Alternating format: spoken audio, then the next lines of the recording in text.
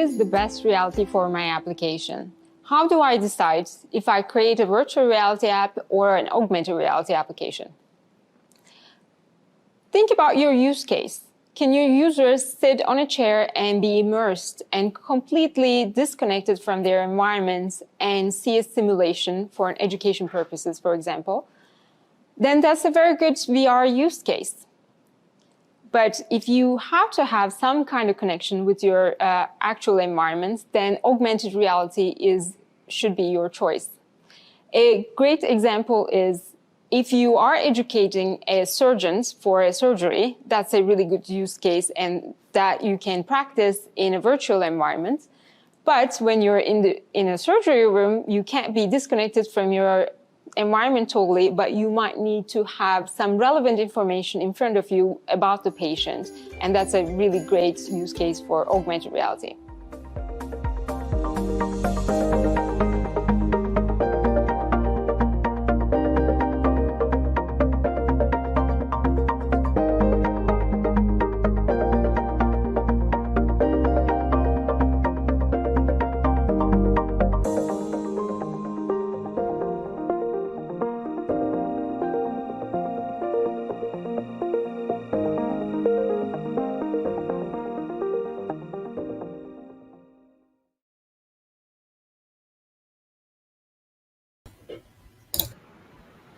Yeah, hi, Karan. Hi, how are you? Hi. Good, all fine here. You tell us a little bit more about WebXR Yes, today. yes. Okay, I'll be talking about the topic exploring our universe using WebXR. great. Looking forward for it. Yeah, it's your session. You can start. You sharing the screen or? Yes, surely.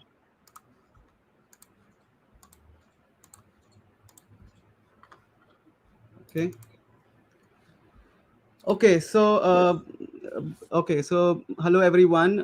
My name is Karan, and today I'll be talking about the topic exploring our universe using WebXR. So before I begin with the presentation, I would like to extend a huge thank you to the Global XR community for giving me this opportunity to present my talk. So thank you so much.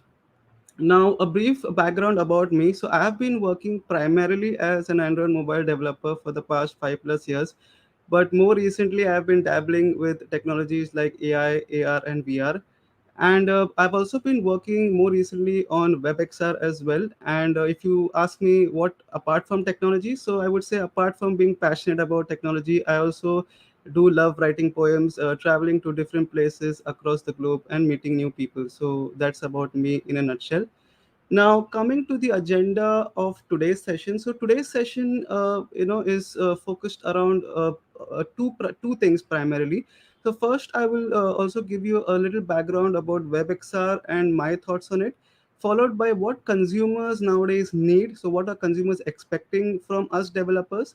I will also talk about the conventional methods used in training and education nowadays, followed by the role of WebXR in education, and especially education related to the space or the astronomy. I will also talk about how one can leverage public sources of information, and talk you through about how I went about developing an app called the Space XR app, followed by a short survey on WebXR, which I also happened to conduct recently. The challenges I faced in developing the app, and finally the future scope and the conclusion. So this is the basically the agenda of today's session. Now, moving on to the next slide. So I talked about WebXR, right? So WebXR is something that all of us knows. But then what WebXR does is that it allows us developers to deliver AR, VR experiences using the most common web technologies out there, which is HTML, CSS, and JavaScript. So here I would like to highlight is that WebXR is not a rendering technology, but it's basically a device, an API, or you can say an API to interface with certain, like for example, if you have certain hardware, or if you have certain libraries that you would like to integrate, especially if you're developing an AR, VR. So WebXR allows you, or gives you that flexibility to do that. And it is basically easy to use, where there is nothing that one has to install. There is no build steps as such. And the main important use of WebXR is that I would say it's cross-platform, so you can use it on desktops and smartphones as well.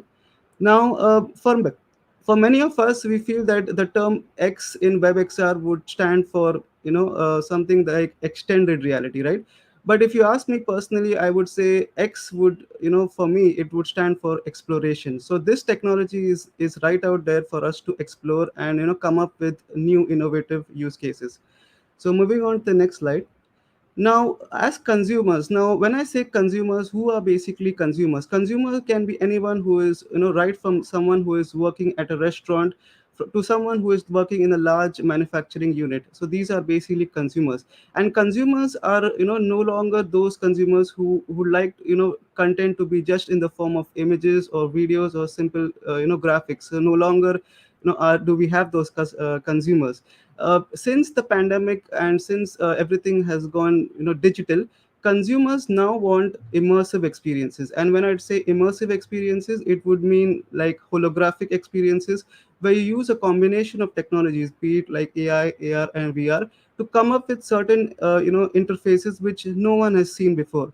And these this particular experiences are particularly evident across, I would say, four lines of business or four domains, which I've highlighted here: digital marketing, education, manufacturing, and media and entertainment.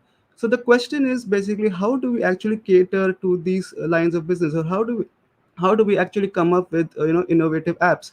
So through this presentation, I will basically focus on the second the second kind of business, which is like education. So how we can leverage WebXR in education and in space exploration. So this is going to be the focus of today's presentation. Now moving on to the next slide. As of now, there are certain conventional methods which are basically being used in training and education right now, and because of which there is not, I would not say there is, the adoption of WebXR is not as of now much, especially in the field of education. Now the conventional methods, or the old or the traditional methods, still have a lot of challenges. Like there is a limited engagement, where if you ask university students, or be it students who are in educational institutions, they find it difficult to learn certain topics, or there is no creative thinking out there. It is mainly theoretical, and everything is based on either textbook based knowledge or bookish knowledge. So there is a lack of going out of the box kind of thinking. So that is something that is still lacking in conventional methods, and the whole thing basically makes it a little monotonous, and eventually the person may lose interest in the subject as well. So how do we actually try to address all these challenges, and how do we actually go about that, is what WebXR can be useful in this situation. Now moving on to the next slide. Now the role of WebXR in education, I would say, is very very important, especially because WebXR, it not only enables like to create e-learning kind of applications, where you could render your AR content, allowing people to learn and engage basically in a better way. It also basically helps you to replace your books or your physical forms of material or guides with certain interactive content, where I feel someone would basically learn quickly. And I would like to particularly highlight a project here called the Sidekick project, which was developed by NASA in partnership with Microsoft, which helps to provide virtual aid to astronauts using the Microsoft HoloLens. Now, this project, has been there ever since I believe 2015, and it has been used actually at the International Space Station.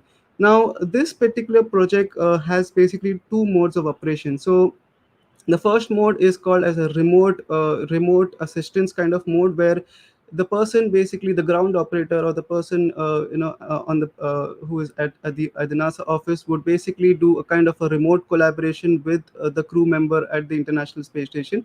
And there is where he could leverage something like a video chat, or you can say a certain kind of a chatting application, where he could use virtual reality, and in fact the headset itself, Microsoft HoloLens, to convey certain information. So it would be like more of like a remote assistance.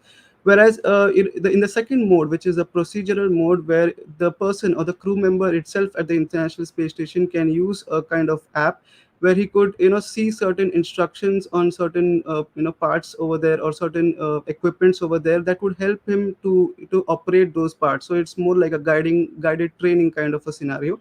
So this project basically was something that had kicked off, and it has been really instrumental in identifying the role of WebXR in terms of space education, in terms of space exploration as well. Now, coming to the next slide, I actually wanted to always, had a dream of, someday going to space, right? Like everyone else, I also had a dream of going to space, but then not everyone can go to space, right? But then I thought, like, let's try to, bring space to everyone. So how do we do that? So for that, I thought of using the public sources of information. So luckily, NASA actually offers a public API that helps you to obtain certain information. Like for example, you could get the astronomical picture of the day, you could get the photos captured by the Mars rover. These are all informations which can be obtained in real time. And this can using this, I thought, why can't we come up with some app which would help us to combine this information with the WebXR technology to produce an environment, or an interface that one can actually leverage, and one can actually know more about space without him actually going to space. So that is where the idea for the app basically came into. And this app basically is called as SpaceXR. So these are a couple of screenshots of the app. So this app basically, it's a simple app which right now it's in a prototype version, but I'll be basically putting it out in the community as soon as possible.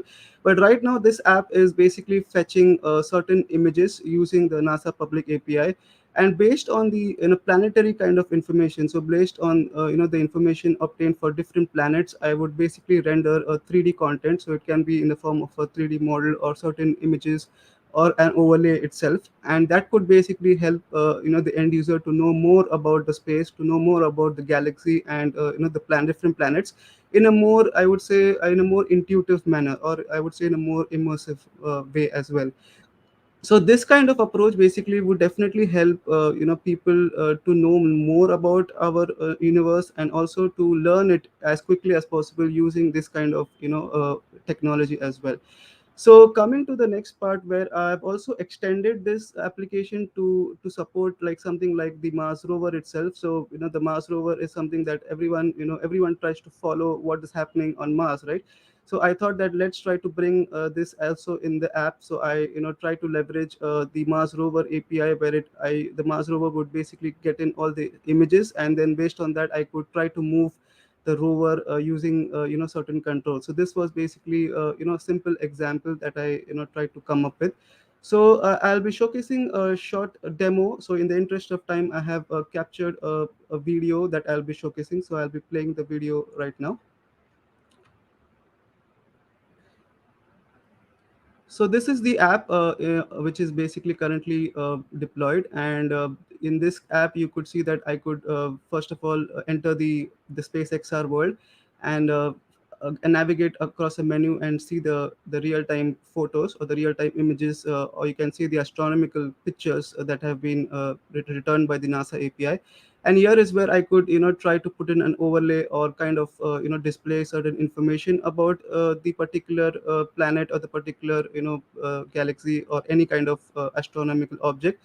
And then is where I could leverage WebXR. So I could then once you particularly like select a particular an object, you can launch the WebXR scene, and then try to overlay certain information. So in this case, I've gone in with overlaying the planetary model. So in this case, I've just loaded a model, but here is where you could actually come up with something which could help people to understand more about the universe, and try to make it more interactive in a way.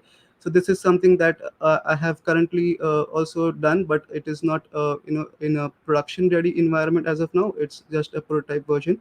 So again, similar to that, it's about also the Mars rover API. So these are the images which is returned from the Mars rover itself. So again, it's a similar concept, but then you could try to leverage that as well. So this is basically about the app that I actually developed.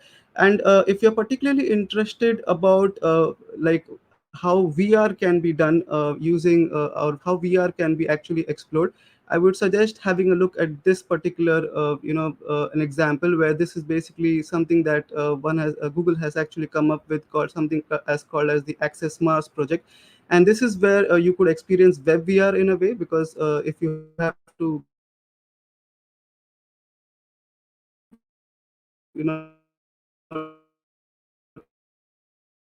try to experience web VR, you could control the Mars rover and try to move around in the environment as well. So this is something that is also interesting if you like to particularly get your hands on web VR in a way. So moving on to the next slide. So I actually had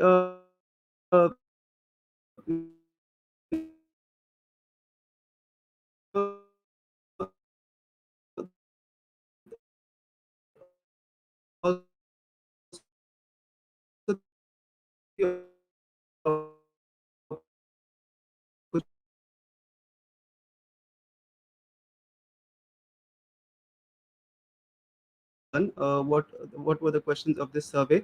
So the first question was whether you have heard about AR VR. So definitely a lot of people have said yes to that. So 88.9% have definitely heard about AR VR. Then I have asked them whether you have played or used any AR VR game or application. So here is again some majority people have played or used any AR VR game or application.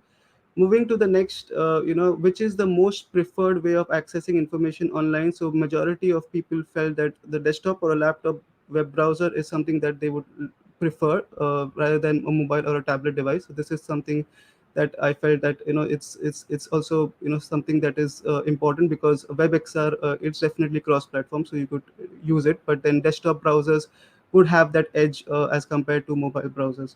Then coming to the next question, so if you're given a chance of learning remotely, what would you prefer? So here, majority have gone in for learning by watching videos and tutorials, but then there is a roughly around 33% who feel that learning through content displayed graphically using an immersive experience can also be can also be worth looking for. So here is something that I feel that we as WebXR developers, we have some space that we could tap into as well, especially in terms of education.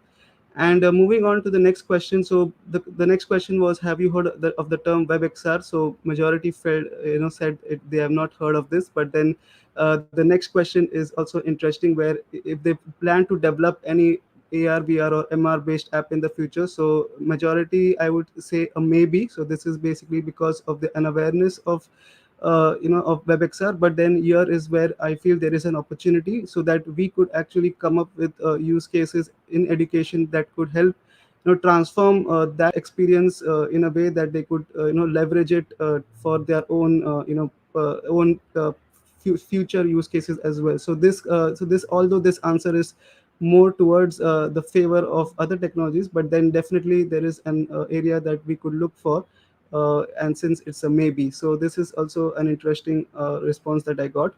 So the analysis of this survey helped me understand that definitely more than 80% of people have heard about AR VR, which is really good. More than 50% of respondents have not heard the term WebXR, which is an opportunity for us developers to come up with use cases. And I would say 33% of respondents like to learn through content displayed graphically using immersive experience, which states the fact that people are looking for this kind of content. So the consumers are having that need to display content graphically. So that is basically about the analysis that I conducted. Now, what were the challenges that I faced in developing the WebXR, the SpaceXR app? These are the three, I would say, the key challenges. Of course, there were many other challenges, but I've tried to restrict them to the top three. So the first challenge was achieving a low latency and a high degree of precision. So what I mean by this is that, especially when it comes to rendering of 3D content or 2D content, the movement of the object, or the level, the way by which the object actually moves, the precision basically really matters. And this is what actually helps you to determine the usability of the application, and also in a way the performance as well. So it is very important to to take this into consideration. And this was initially a challenge for me, but then I learned how to deal with it by take into consideration the best practices for using WebXR. So that is one of the things I learned. And the second challenge was about the amount of data that one can push to the browser, because of course there will be certain limits, and the WebGL technology itself will have certain limitations. So here is where you could actually try to optimize the size of and the format of your visual assets. So here I actually try to overcome this by creating models which were more optimized for a browser based rendering. So here is where I leveraged tools like Blender and 3D Max so to create my models. And I don't know like how many of you have faced this, but if you try to load a heavy model onto a browser, of course it will not load up, so it would give you some sort of an error. So this is something that I learned through this process, and try to optimize my models in a way so that it can render in a better way, both on a browser, a mobile browser, as well as on a web browser. So this was although it was a challenge, but then I tried to overcome it as well.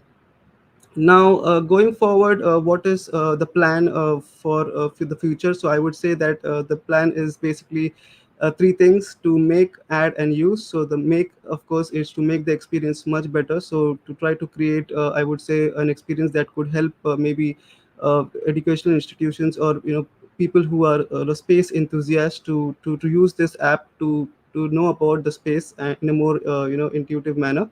Add is to add certain dynamic content. So again, the content being coming from an API, I would try to add more custom logic in terms of doing a mapping between the API and the models that I have created. So this is where I will try to add more dynamic content and make the app kind of, I would say, scalable in a way. And the finally is to use certain gestures, I would say. So I would try to leverage again voice, or maybe some gestures where I could try to make the experience if possible hands free as well. So that is basically the future scope. Now, coming to the end of the presentation, the conclusion of this this particular analysis and this particular the whole experience was that WebXR definitely has a huge role to play in education. And I foresee that websites, especially educational websites, are trying to incorporate WebXR based content, especially among students and teachers. And it can be used across multiple devices like smartphones and tablets. And we never know, like maybe in the future, the conference itself can happen in the metaverse. So that's the hope for me. So that's it from my side. I have also put down the sample code and the slide deck for those of you who would like to leverage it and to try to come up with more interesting use cases. Please feel free to modify the same. And once again, I would like to thank the entire team of the Global XR community. If you have any questions, please try to put it down in the Discord channel, or you can get in touch with me as well. So thank you so much. Okay. So I'm just checking here some questions. One question is, what framework have you used to develop Space XR? Because there are Okay, multiple so around, like Babylon, A-Frame, and so on. Yeah. So yes. So I have used so this is basically a mono repo. So I have tried to leverage React JS on the front end, and Node.js basically to serve the application on like as a server. And I've also leveraged 3.js, which is one of the popular JavaScript frameworks for 3D content, and that is what I've used currently to develop the SpaceXR app. Yeah. yeah. So I imagine you're not connecting the NASA APIs directly. You use also some backend in the middle, I think. Yeah. Oh, Yes, so one can do it in that way. So in my case, I have in the current case called it directly. But if you have a kind of like an authentication in between, so you could definitely have a custom API that could internally relay the information back to your app. So yes, hmm. so that would be one I other thought option. about it because NASA is also bringing huge objects to you, I think, yeah, and big images, yeah. So you need to transform them before you can use it in WebXR. Exactly. Yeah. So that is basically that part is basically done on the back end itself. So the API handles that and then relays that information. So that Yeah. is done that way. Yeah. Another question is, when was your first AR experience? Okay, so my first AR experience. Okay, so that would go back to the year 2000. I would say 12, when I think it was a Blip AR which had come up with the first cloud AR app, and that got me fascinated about AR, and I started developing a few applications for on AR using location based augmented reality, and that is where I got interested in AR, especially for mobile applications. Yeah. Another question is, have you used also wearable devices so far?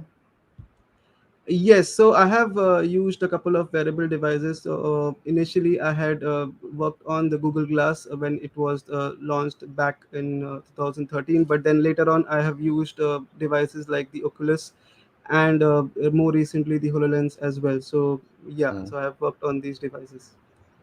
But also with WebXR. Yes, and WebXR, it would be primarily smartphones as of now. So I have used Yeah. devices, yeah, primarily tablets and smartphones. So that is what I've used for WebXR particularly. Okay. So any more questions? Just checking the channel again. No, there are no additional questions. So I think we can close this session. Many thanks. Thank you. Stay connected. Ciao. Bye. Ciao.